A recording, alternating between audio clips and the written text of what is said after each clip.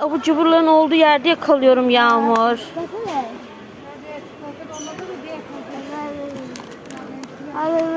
Hiçbir şey yok daha Pelin. Sen ne alıyorsun? Bundan. Yeter. Doldurdular ya. Ha, tamam bir tane al. Hep aynı onu koy. Başka alalım. Gel. Geç Pelin.